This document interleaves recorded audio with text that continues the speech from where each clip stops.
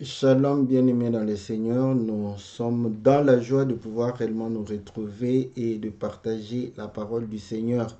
C'est bien votre frère, le pasteur Philippe Mukenge, c'est pour votre émission Louons l'Éternel, une émission qui passe tous les lundis à partir de 20h, une émission qui traite des cantiques, une émission qui parle de la parole du Seigneur sur base des cantiques, une émission qui nous permet de pouvoir réellement louer Dieu et célébrer ce Dieu en vérité et en esprit, une émission qui permet de pouvoir réellement recevoir la pensée de l'Éternel afin que nos cœurs soient réellement communiés avec réellement Dieu et que de l'abondance du cœur nous puissions confesser la vérité, la foi qui triomphe du monde. Voilà l'émission Louons l'Éternel, l'émission qui vous est présentée par votre serviteur.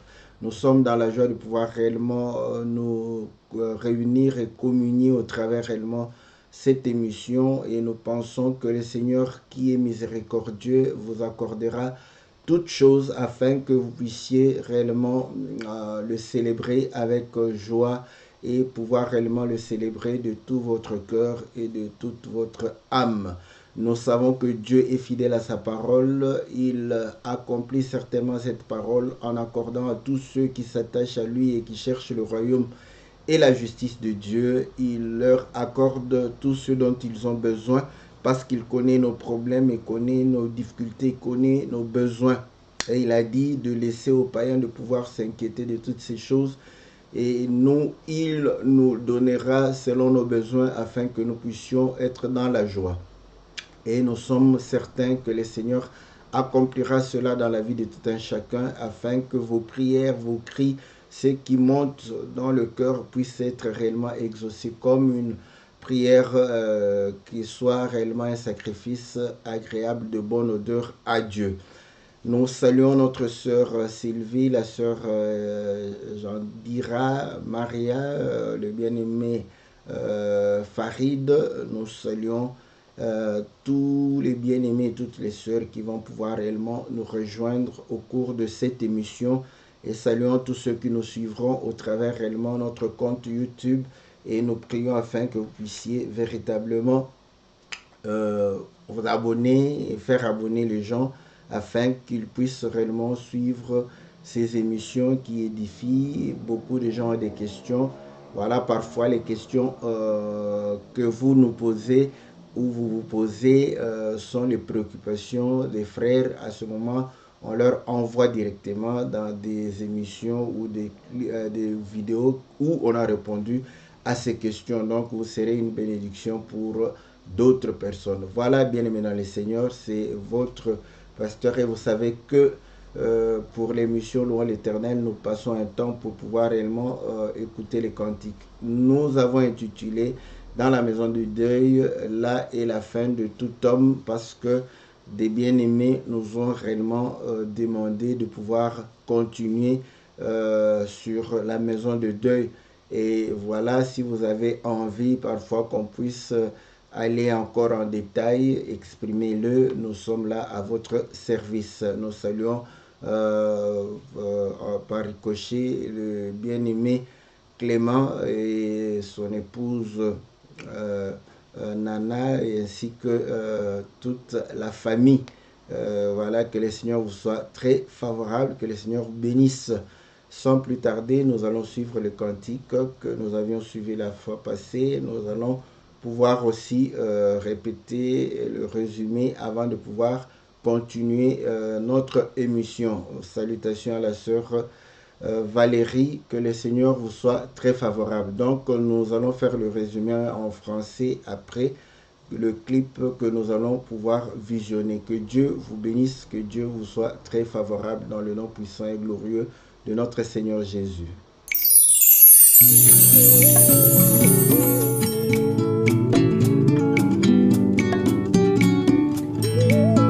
Les méchants ont peur de la mort parce qu'ils meurent sans espoir. Mais le juste a une espérance de la résurrection. Voilà pourquoi il dit que la mort m'est un gain.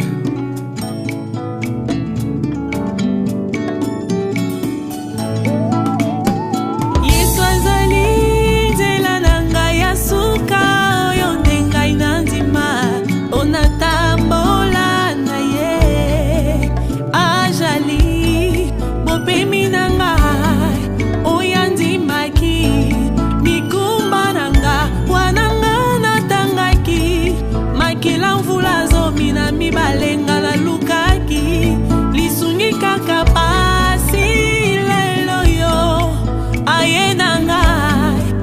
abikisi ngai nandimi esaba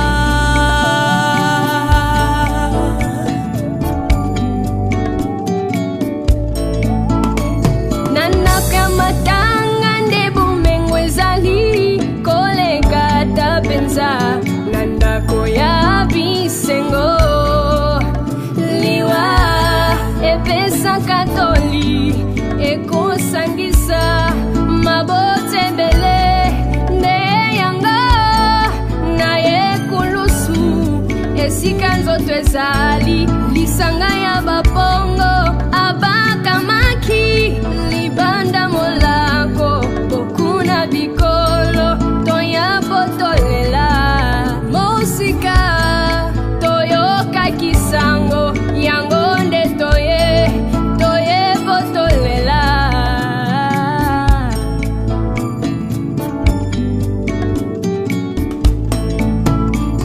ilakisia kolo na nyandima yango esepelisaka moto te soki nano azwi pengo olute popa te ebongaki aliama na mobimba nango mpe matiti ya pololo yango nde liloboyo na nyonso nango mpe rigueur nango kasi bato ya mokili balingisi koyoka masolo ya se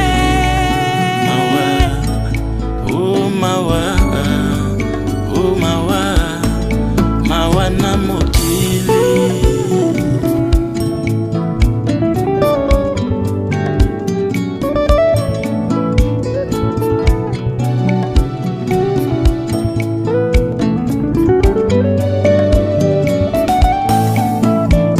atapelelo babengi biso maboma poto ndimela lilakisi ya bantoma botika tokumisa nzambe tofingisa te bonzambe na biso mpona se tozali bapaya mpe mboka na biso Jérusalem dao yango ata koteya ata mpe koyemba na monoko ya mboka wana nde ngolu wana nde moyebi libomba mya solo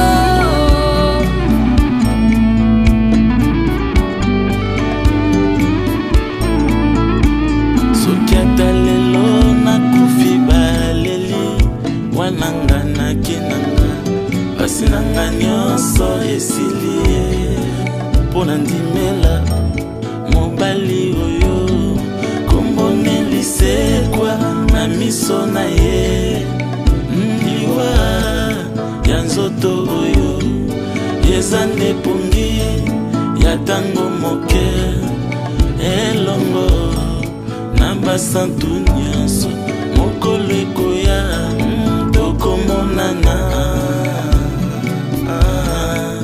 tokomonana tokomonana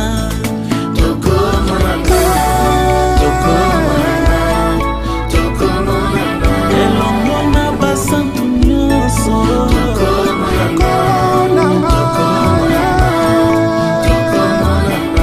onana mapata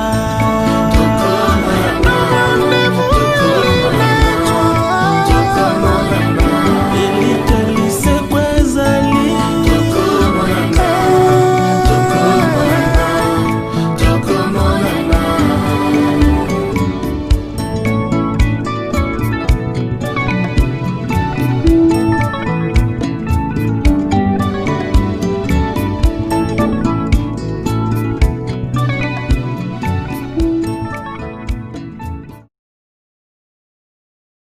Voilà, nous sommes revenus dans notre studio virtuel et nous croyons que le Seigneur nous sera très favorable pour pouvoir réellement parler et partager la parole du Seigneur parce que nous aimons le Seigneur et nous aimons sa parole.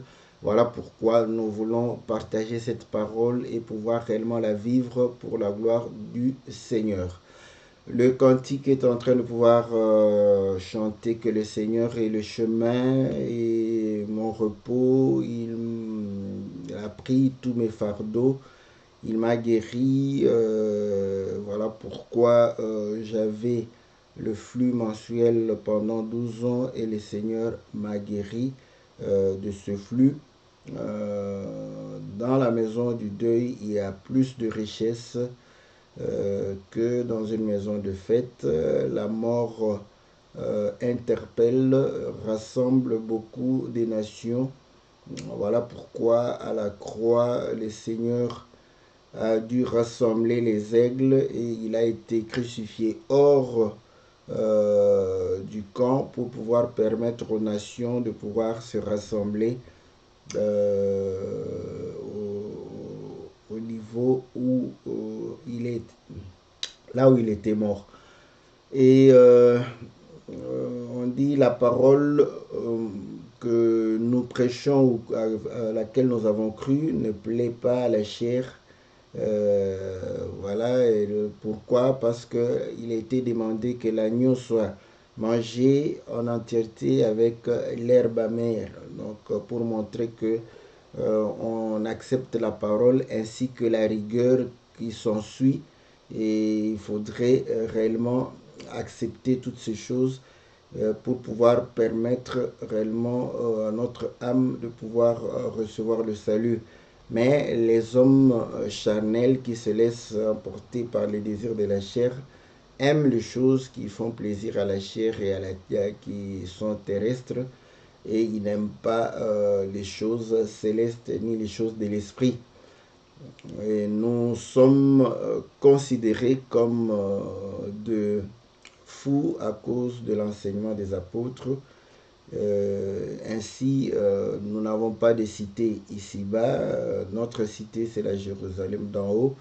Ainsi, nous parlons le langage de notre cité. Et voilà pourquoi nos cantiques et nos prédications, n'est-ce pas, c'est dans la langue du pays. Donc, c'est dans un langage céleste que nous exprimons cela.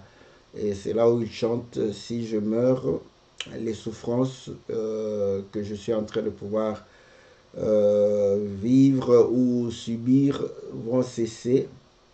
Et je crois que je vais pouvoir ressusciter. Voilà pourquoi la mort du corps n'est qu'un sommeil de peu de temps.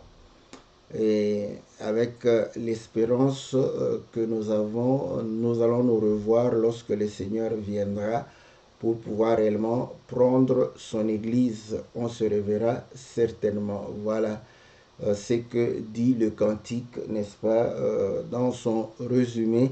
Et nous bénissons notre bien-aimé, le pasteur, le docteur Jason Walanganda, qui a chanté ce beau cantique, et nous glorifions le Seigneur parce que c'est pour l'édification des saints.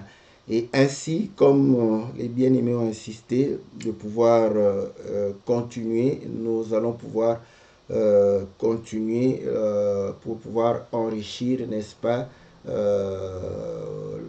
le partage autour du cantique. Donc, comme d'habitude, nous allons lire l'écriture qui est peut-être l'écriture de base ou l'écriture qui a permis d'inspirer, n'est-ce pas, le cantique. Nous sommes dans le livre d'Ecclésiaste chapitre 7. Ecclésiaste chapitre 7, au verset 2, il est dit ceci. Mieux vaut aller dans une maison de deuil que d'aller dans une maison de festin, car c'est là la fin de tout homme, et celui qui vit prend la chose à cœur. Donc vous voyez, ici, Salomon, le sage, exhorte d'aller dans la maison de deuil. Il dit pourquoi? Parce que c'est la fin de tout homme. Donc la mort sera la fin de tout homme. Donc on est, voilà pourquoi il a dit, il y a un temps pour naître et un temps pour mourir. Donc ainsi, lorsque nous allons dans une maison de deuil, nous allons faire face à la fin, n'est-ce pas, de notre vie. Mais vous allez comprendre que en réalité, dans les faits, nous faisons face à la fin de la vie d'un être connu, cher, proche, voilà. Donc, mais il dit, cette fin sera aussi la fin que nous allons pouvoir avoir. Et ainsi, tel qu'il est né, nous sommes nés, tel qu'il meurt, nous mourrons aussi, si le Seigneur tarde à venir. Et il dit, celui qui vit prend cela à cœur. Voilà. Donc, nous avons cet élément qui montre que c'est la fin de tout homme. Et celui qui est resté en vie doit prendre cela à cœur. Donc, il doit considérer la fin de l'autre et pouvoir réellement méditer, y penser, y réfléchir, n'est-ce pas, afin de pouvoir réellement tirer une leçon. Et la fois passée, nous avons démontré que lorsque vous vivez dans une société où on respecte les règles, on respecte les autres, où on considère la souffrance des autres, le deuil va ressembler à peu près à ce que décrit, n'est-ce pas, Salomon, l'homme sage. Donc, mais quand vous allez là où c'est un peu chaud, c'est un peu, voilà, chacun voudrait se faire voir, pas de respect des autres, la faute est toujours aux autres. Vous allez voir que le deuil ne ressemble plus à ceci, parce que là, vous allez voir qu'on fait parfois de la boue et on est en train de pouvoir réellement appliquer la boue sur ceux qui viennent pleurer. Donc, quand vous donnez l'argent, on vous met un petit truc pour montrer que vous avez mis à donner l'argent. Donc, surtout quand un jeune meurt, c'est catastrophique. Donc, on a expliqué pour montrer que quand vous êtes dans une société normalisée, vous allez croire que effectivement le deuil auquel vous participez peut vous apprendre beaucoup de choses. Mais nous avons démontré que la mort d'un homme, Dieu a fait que nous puissions passer, oublier cela assez vite pour pouvoir continuer à vivre. Et c'est aussi normal, c'est quelque chose de bien de pouvoir oublier, n'est-ce pas, pour pouvoir continuer à vivre. Vous savez, nous avons passé un petit séjour en Israël.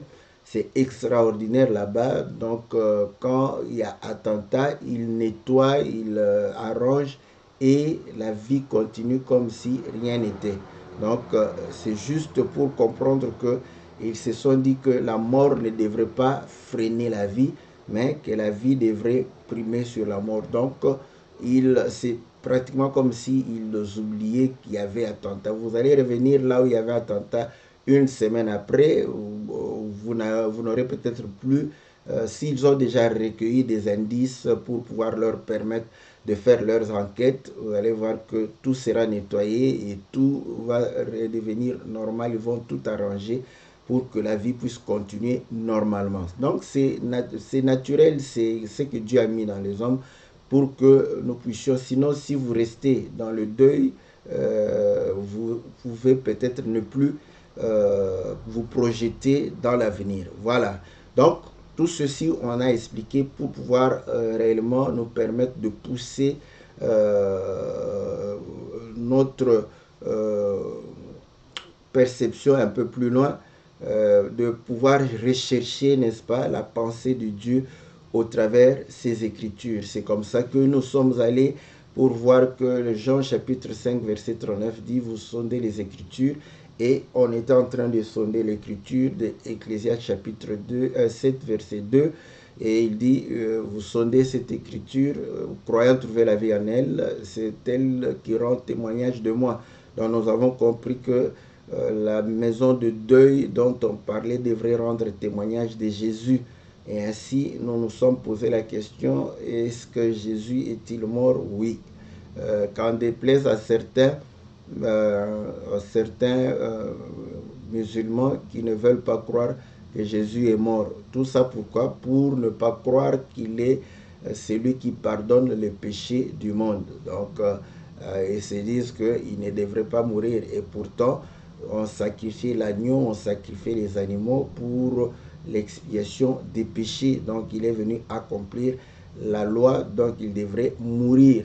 Et en ressuscitant d'entre les morts, il va pouvoir vaincre la mort. Donc, nous comprenons une chose, qu'il est mort. Donc, s'il est mort, c'est que on doit faire son deuil. Voilà.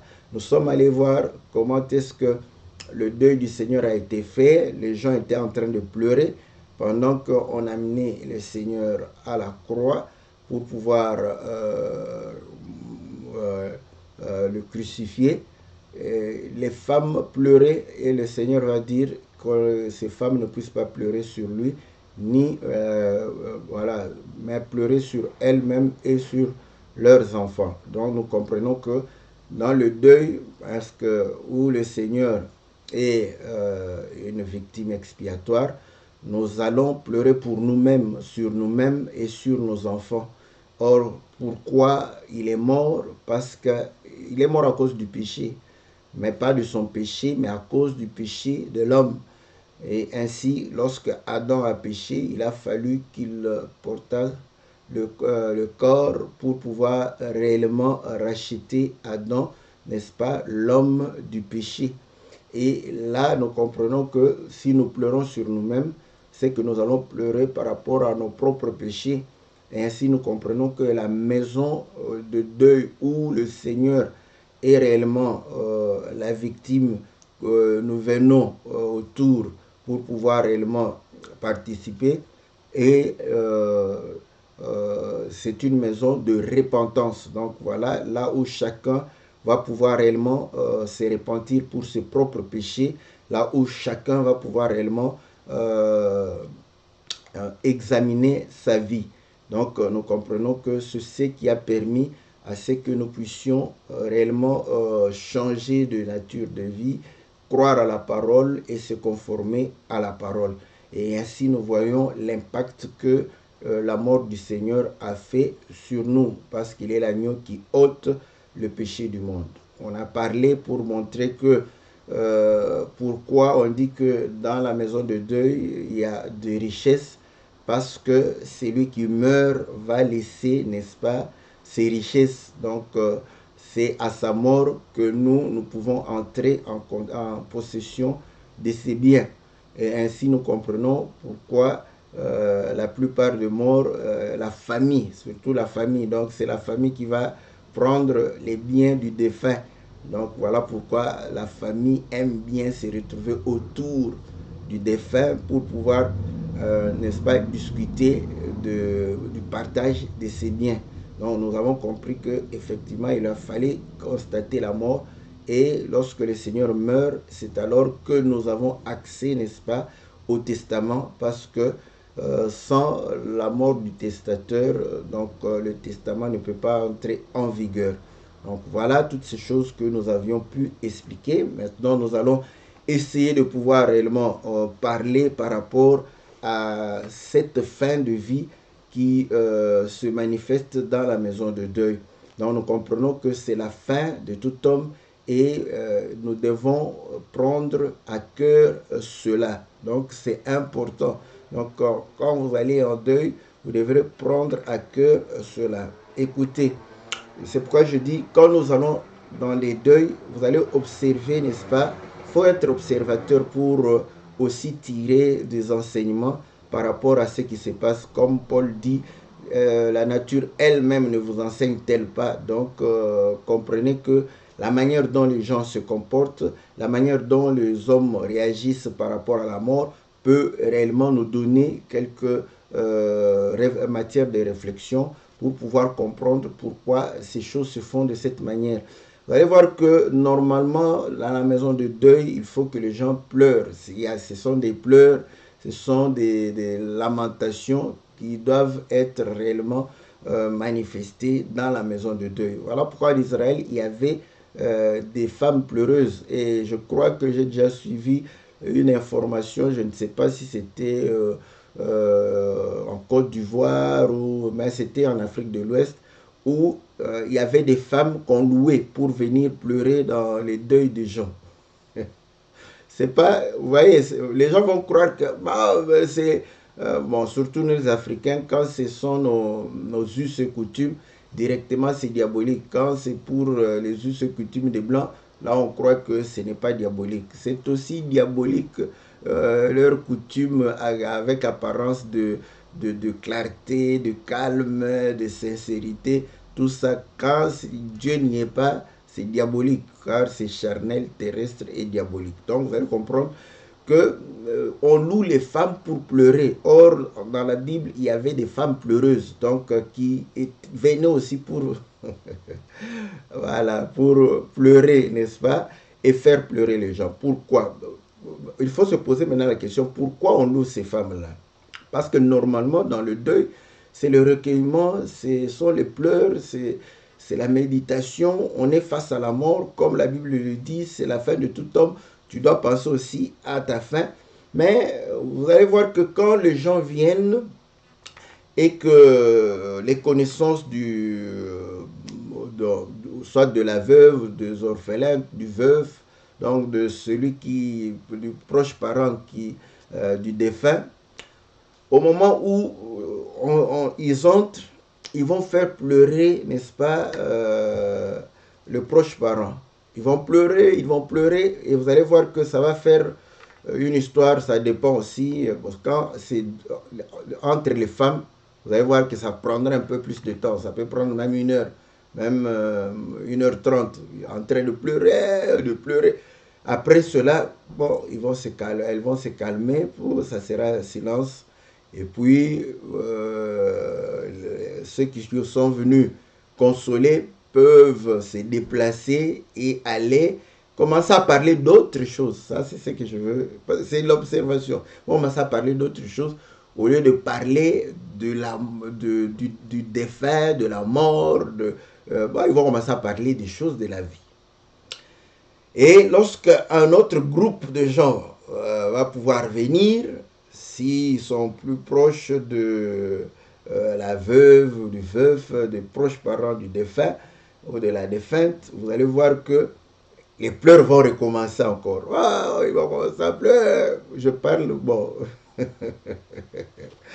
Si vous venez, bon, chez les Européens, je ne sais pas comment ça se passe, mais vous allez comprendre que eux, comme sont trop civilisés, mais il y a des petits instants. Donc l'homme vient, passe des accolades, des réconforts, des moments de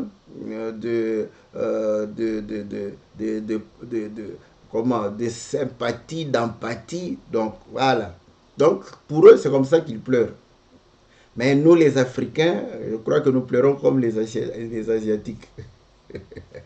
Voilà, donc là, vous allez voir des cris s'élancer. Donc dès qu'une maman entre, elle venait là-bas, elle ne pleurait pas, peut-être vous parliez, vous rigolez avec elle, tout ça. Dès qu'elle entre dans la parcelle où il y a le défunt, elle commence à crier. Et d'ailleurs, vous êtes surpris qu'elle, au moins, les larmes viennent directement. Vous n'avez ni larmes, ni, ni ce sentiment de tristesse, parce que vous étiez en train peut-être de parler d'autres choses. Les femmes sont comme ça, Dieu les a fait comme ça. Voilà. Donc, il y aura des cris. Pourquoi? Parce qu'en réalité, parce qu'elle-même sait que c'est pour aller pleurer, comme l'Écriture dit, pleurer avec ceux qui pleurent. Voilà. Donc, autour du deuil, il faut des pleurs, il faut des lamentations. C'est ce qu'on devrait écouter, entendre. Mais cependant, naturellement comme ça, c'est difficile de pouvoir être dans un deuil comme chez nous, on fait à peu près 3 jours de deuil, parfois on fait 1 semaine, mais les gens viennent 3 jours, c'est la famille qui vient pendant la semaine, donc vous allez comprendre que ça devrait être, mais c'est difficile que les gens puissent pleurer du matin au soir, pendant 3 jours. Voilà, c'est trop difficile. Donc, vous allez comprendre que les gens pleurent, il y a des moments de pleurs, il y a des événements où on veut déplacer le cercueil, ils vont pleurer, tout ça. Mais il y a des moments où il n'y a pas de pleurs. Il y a des moments où vous allez entendre même les conversations dans la maison de deuil qui n'ont rien à voir avec eux. Ça, c'est bon. Voilà. Ça, c'est une illustration. Donc, on a illustré pour voir comment le deuil se fait. Donc, vous allez voir que le deuil se fait avec des moments de pleurs, avec des moments, n'est-ce pas, d'accalmie et parfois des causeries, n'est-ce pas, qui n'ont rien à voir avec la mort. Ça montre, n'est-ce pas, ce qui se passe sur le plan spirituel aussi. Et ainsi, vous allez comprendre que normalement, comme l'Ecclésiaste, le sage, dit que c'est la fin de tout homme et chacun devrait prendre cela à cœur. Or, que dit l'Écriture? L'Écriture dit quoi? L'Écriture dit que c'est de l'abondance du cœur que la bouche parle. Donc, si vous prenez ça à cœur, donc la chose sera dans votre cœur et la chose sera réellement confessée de la bouche. Donc, vous allez comprendre qu'en allant, n'est-ce pas, dans la maison de deuil, nous allons commencer à pouvoir parler de la fin de la vie, parler de la mort, parler, n'est-ce pas, de ce qui va arriver, n'est-ce pas? Donc, voilà, c'est ce que nous devrions normalement.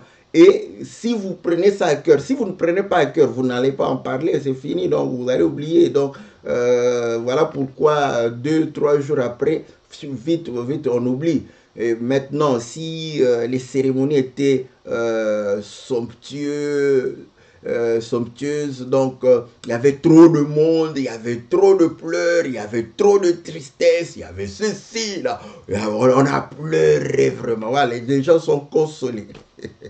Mais après 2 semaines, donc les gens n'en parlent plus, les gens oublient, vous voyez. Et pourtant, si on avait ça à cœur, on n'allait pas oublier ces choses. Voilà pourquoi vous allez comprendre que Marie et Joseph, lorsque ils ont présenté le Seigneur, ce qu'on était en train de dire sur Jésus, Marie prenait ça à cœur. Donc elle n'avait pas oublié, elle a gardé ça jusqu'à la fin de la vie de son fils.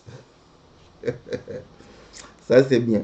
Donc vous allez comprendre que nous devions normalement témoigner, parler, parce que c'est le deuil. Ce qu'on devrait entendre, ce sont les pleurs, les lamentations, n'est-ce pas? Ce sont les causeries conséquentes à cette situation. Écoutez ce que le Seigneur a dit, n'est-ce pas, aux pharisiens, je crois, dans Matthieu chapitre 11, si je ne me trompe, voilà, au verset 16. À qui comparerai-je cette génération? Elle ressemble à des enfants assis dans des places publiques et qui s'adressent à d'autres enfants. Disons, nous vous avons joué de la flûte et vous n'avez pas dansé. Nous vous avons chanté de complaintes et vous ne vous êtes pas lamenté. Donc, vous voyez, dans la maison de deuil, ce sont des complaintes, ce sont des cantiques, n'est-ce pas, qui amènent à pouvoir pleurer, à pouvoir se lamenter, à pouvoir réellement crier, n'est-ce pas? Mais il dit, le Fils de l'homme est venu mangeant et buvant. Donc, c'est la fête. Quand on mange, on boit, c'est la fête. Ils disent, c'est un mangeur et un buveur, un ami des publicains et des gens de mauvaise vie. Mais au verset 18, car Jean est venu ne mangeant ni ne buvant, ils disent qu'il a un démon. Right? Or, Jean ne mangeait ni. Or, nous savons que au deuil, normalement, voilà, quand tu viens là-bas et que tu commences à réclamer, j'ai faim, tout le monde va te regarder, mais les gens, ceux qui vous accueillent sont en deuil, ils pleurent, ils n'ont pas le temps de préparer. Donc, vous allez considérer que pendant le deuil, n'est-ce pas, on ne mange pas, voilà, donc c'est vraiment le pleur. Et lorsque on mange, c'est la fête. Donc, il démontre que lui, il était venu jouer la flûte et Jean a joué les complaintes. Mais la prédication de Jean, c'était quoi? Parce que le prophète, c'est un chantre, tel qu'Ézéchiel le dit. Donc, vous allez comprendre que Jean a chanté, mais quel était le chant de Jean? c'était de se repentir. Voilà, le royaume des cieux est proche, repentez-vous. Donc voilà. Donc c'est ça. Pourquoi nous nous repentons pour le royaume des cieux. Mais le royaume des cieux, cela veut dire quoi? Cela voudrait dire que ce n'est pas le royaume de la terre. Donc maintenant, nous vivons où? Sur la terre. Mais si tu veux entrer dans le royaume, donc tu dois comprendre qu'après la terre ici, c'est le royaume des cieux. Or, après la terre, ça veut dire quoi? Ça veut dire que tu dois passer par la mort. Et c'est là où nous comprenons que lorsque on va dans la maison de deuil, on comprend que la maison de deuil nous montre là où notre vie va se terminer sur cette terre, par la mort. Donc, nous allons quitter la terre par la mort. Bon, vous savez que si le Seigneur vient, certains ne mourront pas. Donc, nous parlons, tant que le Seigneur va tarder, donc nous allons mourir. Voilà. Donc, c'est par la mort. Pour quitter la terre, c'est par la mort. Jésus a quitté la terre par la mort. Donc, vous allez comprendre que parler du royaume des cieux, c'est pouvoir comprendre que nous sommes sur la terre. Donc, si nous désirons le royaume des cieux, nous allons pouvoir réellement parler l'après, après la terre, après la mort. Voilà. Donc, ainsi, vous allez comprendre que la prédication, n'est-ce pas, qui concerne le royaume des cieux, si cette prédication ne parle pas de la mort, ne parle pas de l'après-terre, c'est une prédication biaisée. Voyez? Donc, vous allez comprendre que c'est ça même. Voilà pourquoi j'ai dit, quand on va dans la maison de deuil, il y en a ceux qui pleurent et il y en a qui parlent, qui continuent à parler, n'est-ce pas, des choses qui se passent dans la cité, tout autour du cadavre. Voilà pourquoi vous allez comprendre que tout le monde dit, là où se trouve le cadavre, là ça s'assembleront les aigles. Oui, oui. Mais il y a aussi des vautours qui viennent autour du cadavre. Et vous allez comprendre que les vautours qui viennent autour du cadavre aiment bien la nourriture, pour la chair pourrie.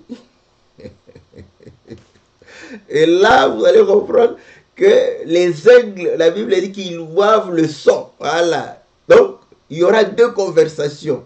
Conversation concernant, n'est-ce pas, la terre, mais autour, c'est dans le deuil, parce que dans le deuil, c'est là où aussi les gens se rencontrent. Vous voyez, ce sont des moments de rencontre. Ah, je t'ai vu il y a longtemps, tout ça. Vous commencez à parler, vous oubliez qu'il y a le cadavre. Voilà pourquoi les gens oublient que, voilà, le Seigneur est mort. Là, les gens commencent à parler de la vie. Ah, d'ailleurs, j'ai une proposition, n'est-ce pas, d'embauche. Et là, vous prenez les numéros, vous prenez ceci. Oh Seigneur, le Seigneur va te promouvoir. Vous voyez, quand vous allez comprendre que la prédication tout autour de la vie terrestre, des choses terrestres, ne parle plus du royaume, comprenez que vous pouvez être dans le deuil, mais vous êtes dans le deuil, c'est un moment où vous ne parlez plus du défunt, ni comment il est mort, comment c'est arrivé, parce que ça, ce sont des conversations. Comment il est mort? Ça, c'est bien. Vous voyez? Comment le Seigneur est mort? Il faut le savoir. Il est mort comment? Lui qui n'a point péché. Quand vous le connaissez, ce sont les questions que nous posons. Ah, c'est arrivé comment? Oh non, il était malade, il a souffert. Et là, vous pouvez consoler. Ah, voilà, en tout cas, peut-être que c'est le repos pour lui. Vous voyez? Parce qu'il a trop souffert. Et eux-mêmes peuvent dire, oh, nous sommes aussi soulagés parce qu'on était fatigués. Lui-même était fatigué. Ça soulage. Est-ce que vous comprenez? Mais savoir comment le Seigneur est mort, c'est aussi important. Lui qui est sans défaut, sans péché, sans faute, comment il est mort? La Bible dit que la mort, n'est-ce pas, est réellement le salaire du péché. Mais lui, il est mort comment? Il faut poser la question, mais il est mort comment? Et là, on te répondra, parce qu'on te dira, non, bon, il est mort parce qu'il a porté tes péchés. Là, tu vas dire, oh, il est mort parce qu'il a porté mes péchés. Oh, voilà, c'est pour que maintenant, que tu puisses vivre, n'est-ce pas, selon la volonté de Dieu. Et là, tu prendras la chose. Mais tu viens au deuil, juste 2 minutes pour pouvoir réellement consoler les gens. Après, tu commences à parler et certains commencent même à chercher les concubines, les amants dans le deuil, vous voyez. Et les gens commandent. Ça, c'est ce qui se passe dans le deuil. Hein.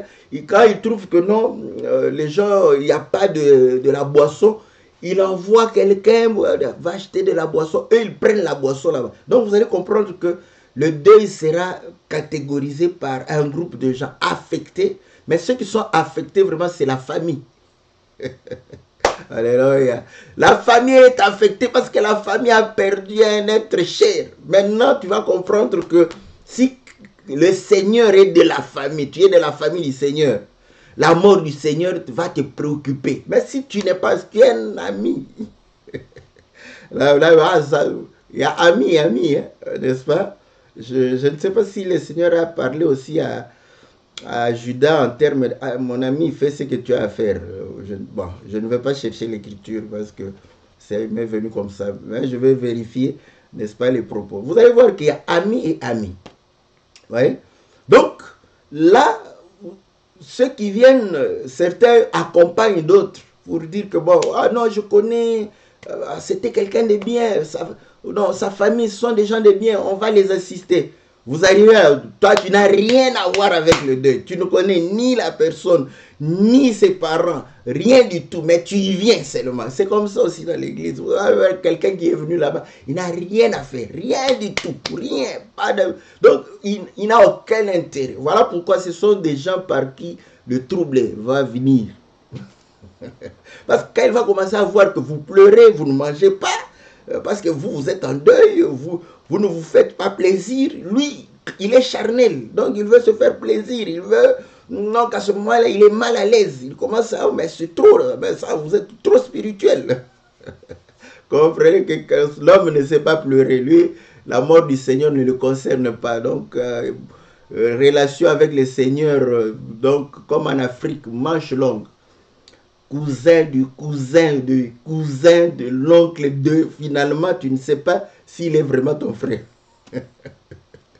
Donc, vous allez comprendre que c'est exactement ça. Donc, les gens utilisent la mort du Seigneur, mais pour parler de quoi? Pour parler de quoi? Même quand le Seigneur est en train de parler pour dire que c'est la fête, il parle, l'Écriture explique, les souffrances que nous subissons maintenant seront moindres par rapport à quoi? Par rapport à la réjouissance, par rapport, n'est-ce pas, au règne. Donc, on est en train de parler des réjouissances que nous aurons dans le royaume des cieux. Mais pour y passer, c'est par la mort. Il n'y a pas autre chemin. Tu veux le royaume des cieux, c'est par la mort. Tu ne veux pas le royaume des cieux, tu veux être terrien, terrestre, reste vivant. Écoutez, le Seigneur lui-même a parlé de la mort à tout moment, de sa mort. Voilà. Vous allez comprendre que voilà pourquoi beaucoup de gens ont peur de parler de leur mort. Et les Africains, bon, excusez-moi, je ne suis pas complexé, mais c'est une réalité. Je suis en train de parler de ce que je vois. C'est pas parce que les Européens font le testament que ils croient, n'est-ce pas, au royaume des cieux. Non. Donc, c'est leur manière, parce que ils ont appris à prévoir. Vous allez voir que la différence majeure entre la société en général africaine et occidentale, c'est la prévision. Donc les Occidentaux aiment prévoir, ils n'aiment pas des surprises. Voilà pourquoi quand ils trouvent que la chose veut les échapper, donc ils vont pouvoir tout faire. Donc, ouais. Mais nous, on vit du jour au jour. Vous voyez? Donc, là, l'homme, vous lui dites, fais le testament. Vous voulez que je meure? C'est vous qui souhaitez ma mort. Voilà. L'homme, quand vous lui dites, parce qu'il a 30 ans, il a 40 ans, il ne veut pas faire le testament. Pourquoi? Parce qu'il dit que ça va appeler sa mort. Assurance décès. Demandez aux Africains. Oh là, toi tu veux appeler ma mort? Ah non, il ne veut pas y penser. C'est comme si, quand il nous donne l'assurance décès, il souhaite plutôt sa mort. Parce qu'il a peur de la mort. Il ne veut pas parler de la mort. Il ne veut pas penser la mort. Mais le Seigneur a annoncé sa mort. Il a dit détruisez ce temple, je le rebâtirai dans 3 jours. Il parlait quoi? De sa mort. Celui qui ne mange pas ma chair et ne boit pas mon sang, il parlait de quoi? De sa mort. Parce que pour manger sa chair et boire son sang, il doit mourir. Vous voyez? Le grain de blé qui est tombé à terre, s'il ne meurt, il reste seul. Mais s'il meurt, il porte beaucoup de fruits. Il parle de quoi? De sa mort. Vous voyez? Et il dit à ses disciples, il est avantageux pour vous que je puisse m'en aller. N'est-ce pas? Il est avantageux pour vous. Et vous allez comprendre que quand l'homme est charnel, il va refuser. Pierre a dit, non, ne nous parle pas de la mort. Les charnels n'aiment pas parler de la mort. Voilà pourquoi, dans le deuil, ceux qui sont spirituels sont affectés, n'est-ce pas? Ils prennent à cœur, ils comprennent que nous ne sommes que de passagers, de pèlerins. Donc, nous devons nous comporter en fonction du pèlerinage. Toi, tu es un étranger sur la terre, mais tu es en train de mettre les autochtones mal à l'aise. Voilà pourquoi tu les rends beaucoup plus agressifs, tu les rends racistes, nationalistes. Voilà. Parce que tu fais des dégâts. Maintenant, tu fais encore de problèmes à tes propres frères. Parce que un seul individu, on qualifie tout le monde de délinquants, de désordonnés. Pourquoi? Parce que tu ne te comportes pas comme un étranger. Les autochtones, c'est leur terre, il faut te comporter comme un... Demande à Abraham. Abraham est arrivé, il avait beaucoup de biens, c'était un prince. Mais il a habité dans des tentes. Et les autres disent, ah, il va passer, il va pas s'en aller, il est dans les tentes, c'est pas grave. Laissons-le tranquille parce qu'il ne se préoccupe pas de nos choses. Les affaires de ton père, tu ne te préoccupes pas de ça. Tu es tout le temps dans les affaires des autres. Voilà pourquoi ils te font de problèmes. Voilà pourquoi ils te cherchent. Voilà pourquoi ils t'envoûtent. Voilà pourquoi ils te jettent le mauvais sort. Pourquoi? Parce que tu es allé chercher les problèmes d'autrui. Vous voyez?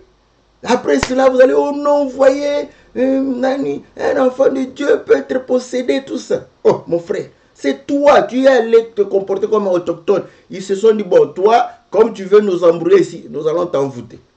Ils t'ont envoûté, ils t'ont ensorcelé. Parce que tu ne veux pas parler de la mort, tu ne veux pas penser à la mort, tu ne veux pas penser à la fin, tu ne veux pas penser au royaume de Dieu. Voilà. Et ainsi, vous allez comprendre que la prédication du Seigneur ne se reposait que sur le royaume de Dieu. Le royaume de Dieu est semblable, n'est-ce pas, à un grain de sénévé. Une plus petite semence, quand ça pousse, devient un grand arbre. Quand quelqu'un vient là-bas, oh Seigneur, viens, mon frère a pris notre héritage. Je dois partager l'héritage. Je dis, qui vous a dit que je suis venu partager vos terres ici, que tu es des terres, des buildings. Et le royaume de Dieu est semblable à une femme. On veut, non, nous on n'a pas de diplôme, on veut avoir des diplômes, tout ça, les seigneurs. Le royaume de Dieu, oui.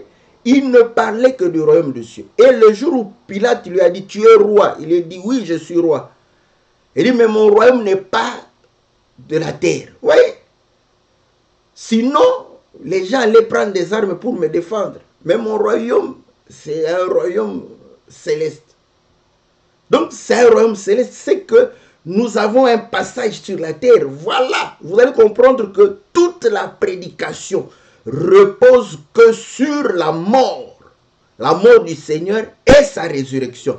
Parce que pour nous, la mort n'est qu'un passage, mais pour les païens incrédules, charnels, terrestres, la mort c'est le néant. Ils ne savent pas après. Ils ont peur du néant.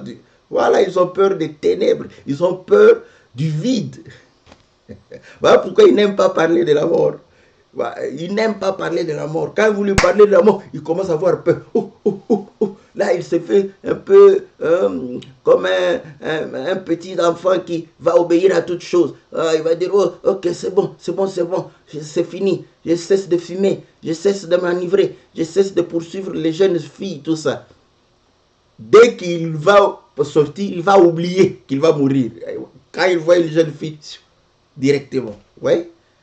Donc nous comprenons que la prédication est basée sur le royaume, est basée sur la vie d'après. Or, même les hommes disent que le présent prépare l'avenir. Ça c'est bon.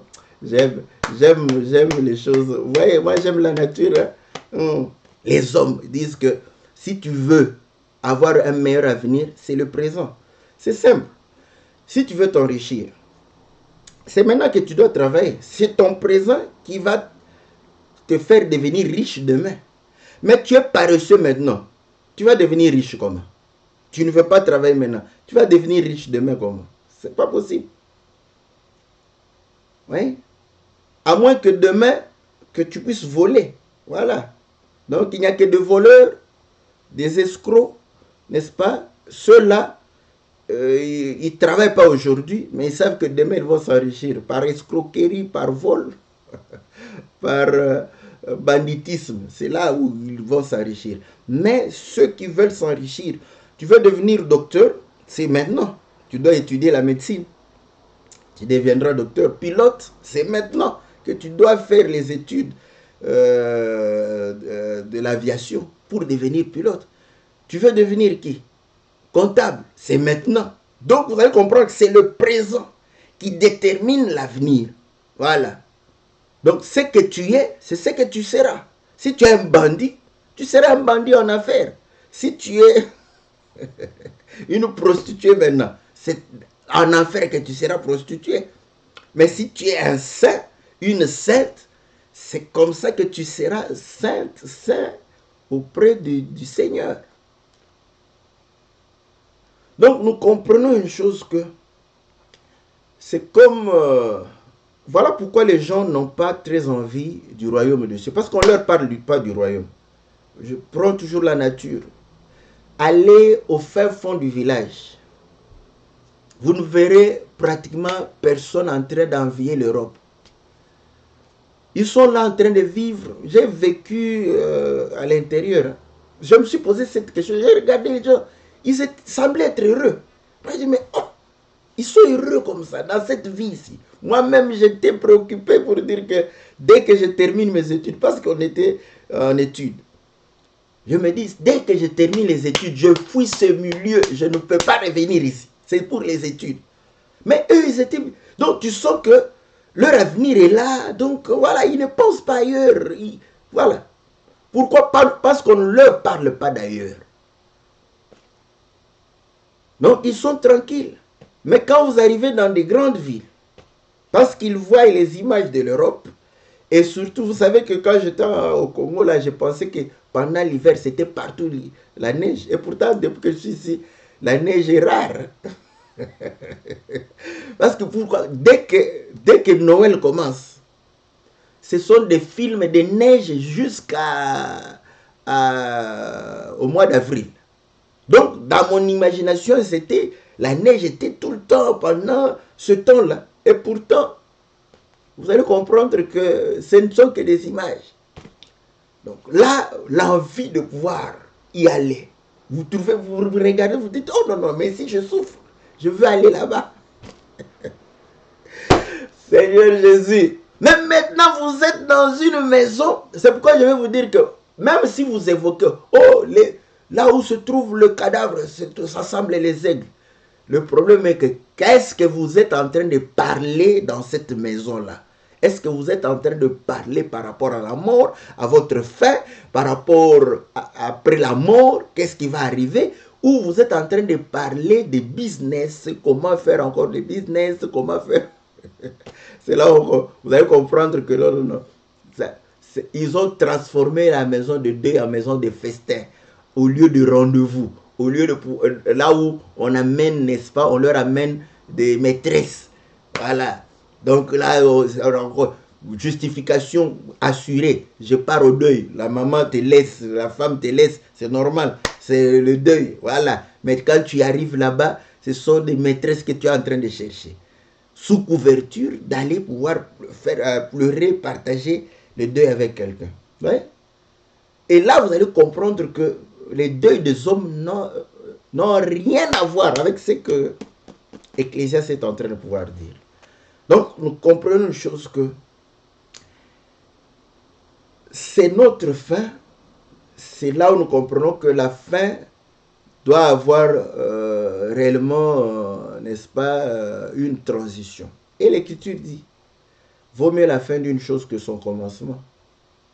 Mais, vous voyez, on parle plus de la naissance. La naissance, tout le monde célèbre. Oh, c'est bon. Mais quand quelqu'un meurt, tout le monde pleure. C'est pourquoi Paul dit, ne pleurez pas, ne soyez pas affligés comme les païens. Parce que eux, ils ont transformé l'écriture. Vaut mieux le début que la fin d'une chose. Voilà pourquoi, n'est-ce pas, ils aiment fêter la naissance du Seigneur. Le Seigneur, pourquoi? Parce qu'ils savaient que vaut mieux la fin que le commencement. La fin, il a fait c'est une fête. La Pâque, c'est une célébration. Parce que nous allons finir avec l'Égypte. Voilà. Avec la souffrance de l'Égypte.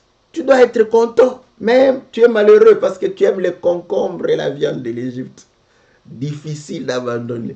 Là, si on te parle de concombre, de la viande, là, tu es content. Alléluia. Amen, amen, amen, amen. Mais quand on te parle de pouvoir passer par le désert pour aller à Canaan, tu dis, oh là là là là là là, je préfère rester en Égypte. Donc, vous allez comprendre exactement, c'est ça. Donc, l'église qui devrait être là, le lieu où nous devions nous retrouver pour annoncer le royaume des cieux. En annonçant le royaume des cieux, nous annonçons que nous sommes des passagers sur la terre. En annonçant le royaume des cieux, nous sommes en train d'annoncer que la mort est une transition, passage pour, n'est-ce pas, accéder à cela. Voilà pourquoi Paul disait que la mort lui est un gain. Et lorsqu'il est arrivé, il n'a pas eu honte comme le Seigneur ou peur comme le Seigneur de parler, n'est-ce pas, de sa mort. Il dit, désormais, une couronne m'est réservée. Mais pour avoir cette couronne, il va dire à 1 Corinthiens chapitre 9 qu'il est en train de traiter durement son corps pour pouvoir avoir cette couronne. Voilà pourquoi il a dit que les athlètes, ils se donnent des disciplines pour remporter un prix corruptible. Mais lui, il aura un prix qui n'est pas corruptible. Donc, il a, comme un athlète, pour remporter ce prix, tu dois te préparer, t'abstenir. Les athlètes s'abstiennent. Vous voyez les footballeurs là, quand ils ont les compétitions, on n'aime pas trop amener leurs femmes. Et pourtant, ce sont leurs femmes légitimes. Donc, ils s'abstiennent de tout ça. Mais toi, tu sers le Seigneur, mais charnel à outrance. Donc, t'es rien au carré. Dites-moi. Comment tu vas remporter? Toi, tu vas toujours perdre. Voilà pourquoi on te voit tomber à tout moment. Tu ne peux pas vaincre. Donc, nous comprenons que c'est dans la maison de Dieu où nous prenons à cœur. Ça doit être ce que nous devons. Voilà pourquoi dans 1 Thessaloniciens, je crois, 4, où Paul est en train de pouvoir dire que consolez-vous. Voilà, consolez-vous par ces paroles. Parce que nous sommes des passagers. Donc, ça doit nous consoler. Que nous allons partir. Nous allons nous en aller. Mais non. Quand tu vois quelqu'un qui se plaît, n'est-ce pas? Il faut faire le tourisme. C'est quand même bien. Parce que quand on voit, on prend toujours le tourisme dans le sens d'aller se distraire, tout ça. Non, non, non. Voilà pourquoi il faut prier pour que les frères soient partout dans le monde entier. Comme ça, tu peux faire du tourisme. Tu pars en Alaska, là-bas, il y a une assemblée de saints là-bas. Tu vas prier là-bas. Mais entre-temps, tu vas te promener. Maintenant, quand tu vois quelqu'un, n'est-ce pas, se comporter, se plaire, là où il est normalement touriste, c'est bizarre, c'est curieux. Il ne veut plus rentrer, comprenez? Voilà. Donc, vous allez comprendre que la prédication doit être comme le Seigneur, parlant du royaume, parlant de la repentance, parlant de la mort et de la résurrection, parlant réellement de la sanctification, de la perfection de ces choses. Et comme on sait, un bon touriste, voilà, un bon touriste, il a toutes les prévisions possibles pour ne faire que passer. Voilà pourquoi même Israël a dit à Edom, nous n'allons rien prendre. Nous ne faisons que passer. Nous avons tout. Tout ce que nous allons prendre, nous allons payer. Voilà. Donc, c'est que le Seigneur, n'est-ce pas, pour notre pèlerinage ici, il nous a tout donné pour que nous ne puissions pas aller nous mêler, n'est-ce pas, dans des choses de terrien. Il faut être sûr que non, voilà, je suis un touriste, mais un touriste qui a tout.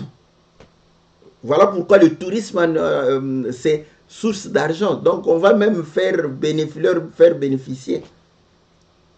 Donc, comprenez cela et vous allez comprendre que si nous allons et nous parlons du Seigneur Jésus et du royaume, notre cœur va se détacher de la terre et le fait d'aller le rencontrer, ça sera quelque chose de joie et non un sujet de tristesse. Voilà, bien-aimés dans le Seigneur, n'est-ce pas, ce que nous voudrions, n'est-ce pas, parler pour montrer que nous devons témoigner le royaume, témoigner la parole. Voilà pourquoi Paul dit, si nous croyons à Christ pour cette vie terrestre seulement, nous sommes les plus malheureux. Nous croyons pour la vie éternelle, pour la résurrection. Nous devons marcher dans la sainteté. Notre Père Céleste est saint. Donc, pour être auprès de lui, il faut être saint sur la terre, déjà. Pas quand tu mourras, pendant que tu vis. Les gens décident, non, lui on ne donne pas le titre de sainteté. Tu es déjà mort, on décide après sur toi. Non, tu vis la sainteté maintenant, la droiture, la justice. Donc, nous devons nous éloigner de toute sûre. Et ainsi, quand on nous voit, notre vie doit être réellement ce grand témoignage que nous ne sommes pas de la terre. Nous sommes réellement des étrangers. Ouais. Quand on vous regarde, on vous dit non, vous n'êtes pas du monde. Donc voilà, bien-aimés dans le Seigneur, c'est que nous avions à pouvoir ajouter, n'est-ce pas, par rapport à ce merveilleux cantique de notre frère Jason Walanganda, que Dieu le bénisse. Et comme nous le disons toujours, n'hésitez pas à soutenir les frères, n'est-ce pas, à soutenir cette émission. Vous l'aimez. Donc, plus il y aura des clips, plus nous aurons aussi des enseignements, n'est-ce pas, à pouvoir partager ensemble. Une façon ici pour contribuer, pas par des questions, mais par le soutien des chantres. Donc, soutenez les chantres, que nous ayons des clips, afin que nous puissions partager la parole du Seigneur. Merci à tous ceux qui envoient le peu qu'ils ont, n'est-ce pas? Le problème, quand on est plus nombreux, on est capable de pouvoir aider nos frères et de pouvoir réellement permettre à ceux qu'ils puissent édifier, n'est-ce pas, tous les saints au travers le monde. Que le Seigneur vous soit favorable, que le Seigneur vous bénisse, au nom précieux, glorieux de notre Seigneur Jésus. Amen. On se retrouve mercredi par la grâce du Seigneur pour pouvoir répondre à vos préoccupations. Que le Seigneur soit favorable à tout un chacun dans le nom puissant et glorieux de notre Seigneur Jésus. Amen.